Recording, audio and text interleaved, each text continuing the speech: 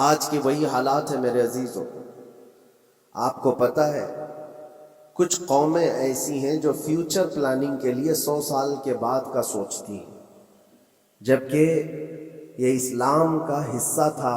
نبی کونین صلی اللہ علیہ وسلم نے 1400 سال بعد ہونے والی چیزوں کی پیشین گوئی فرمائی کہ نہیں فرمائی؟ اللہ کے نبی صلی اللہ علیہ وسلم نے 1000 سال بعد پیدا ہونے والی چیزوں کو پہلے سے بتایا تھا کہ نہیں؟ مطلب یہی تھا کہ اس وقت کے لوگوں کو ضرورت تو نہیں تھی ان حالات کی، پھر بھی حضور ان کو بتا رہے تھے، صحابہ کو.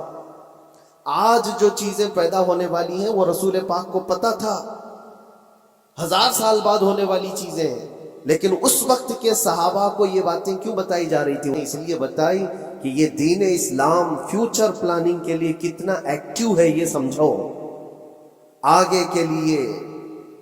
اس لیے بتایا گیا کہ صحابہ اپنی اولاد کو اور وہ اپنی اولاد کو یہ بات منتقل کرتے جائیں اور آنے والے حادثوں سے پہلے سے ذہن پریپیئر رہے، تیار رہے. آج جو حالات ہیں، جب کبھی کوئی چیز لٹ جائے تو سارے لوگ سڑکوں پر آ جائیں گے یا پھر کسی نشستگاہ پر بیٹھ کر کے رات بھر میٹنگ کر کے چلے جائیں گے.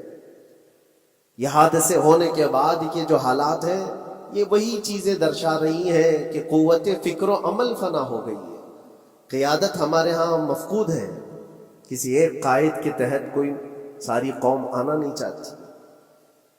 آپ کیا سمجھتے ہیں کہ جو ہمارے ساتھ حالات پیش آ رہے ہیں، کبھی مسجدوں کو لے کر، کبھی خانقاہوں کو لے کر، کبھی بزرگوں کے نام کو لے کر، اب ہمارے وقف کی جائیداد کو لے کر، یہ سارے جو معاملات ہیں یہ اچانک آنے والی چیزیں نہیں ہیں.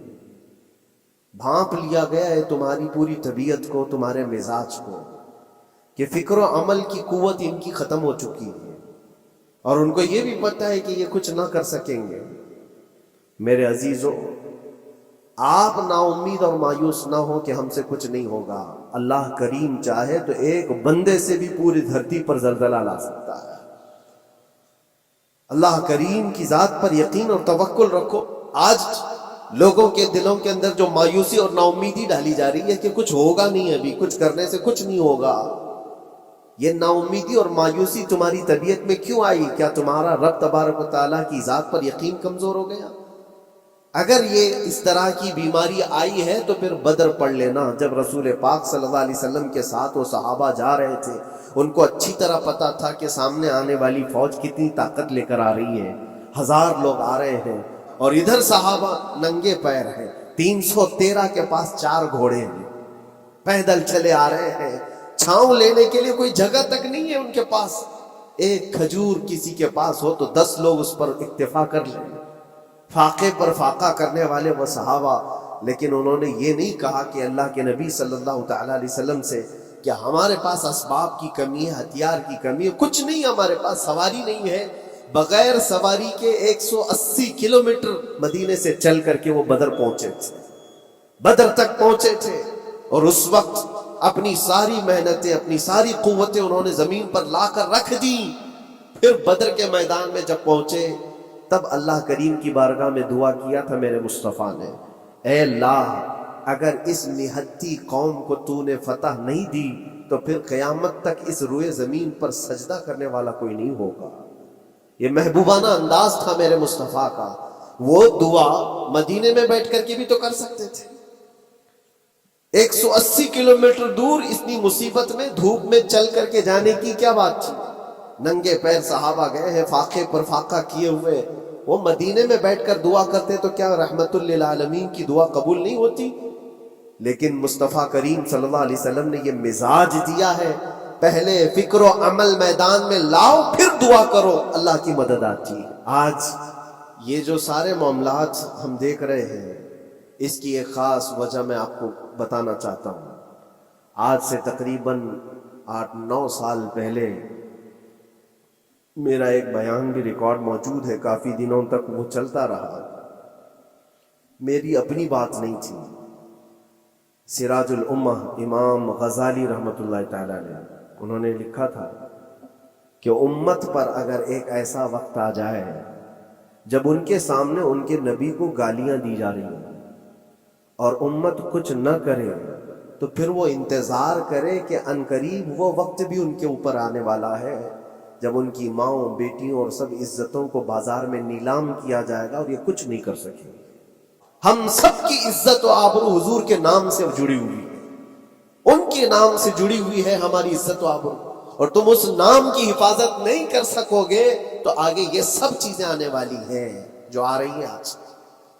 لوگ آج واویلا مچا رہے ہیں، آج سکتہ ان کے پاس ہے، طاقت ان کے پاس ہے، حکومت ان کے پاس ہے، ڈپارٹمنٹ ان کے پاس ہے، سب کچھ جوڈیشری ہر چیز ان کے پاس ہو، وہ کیا کر رہے ہیں اس سے مجھے مطلب نہیں. میں آپ سے یہ پوچھنا چاہتا ہوں، مجھے رہزنوں سے غرض نہیں، تیری رہبری کا سوال ہے. تم خیر امت ہو، رسول پاک کی امت میں ہو. رب ذوالجلال فرماتا ہے ان اللہ لا یغیر ما بقوم حتی یغیر ما بانفسہم، بے شک اللہ تعالیٰ اس وقت تک کسی قوم کی حالت نہیں بدلتا جب تک وہ قوم خود اپنی حالت بدلنے کی کوشش نہیں کرتی. اللہ کریم فرماتا ہے اور جب اللہ کسی قوم کے ساتھ سختی کا معاملہ کرنا چاہے، پکڑ کرنا چاہے، تو پھر کوئی طاقت اس کو ٹال نہیں سکے گی. رب تبارک و تعالیٰ جب کسی قوم پر عذاب لانا چاہے تو کوئی اس کو ٹال نہیں سکے. کسی شاعر نے کہا تھا جگہ جگہ کے تھک چکے ہیں تمہیں یہ ہنگامے، نشاط لذت خواب گراں بدل ڈالو. کیا مطلب ہے؟ روز ایک ایک ہنگامہ ہوتا ہے، تم کو جگا رہا ہے. اٹھ جا اے مسلمان، اٹھ جا. نشاط لذت خواب گراں بدل ڈالو. لمبی نیند سونے کی جو عادت پڑی ہوئی ہے اس مزے کو بدل ڈالو.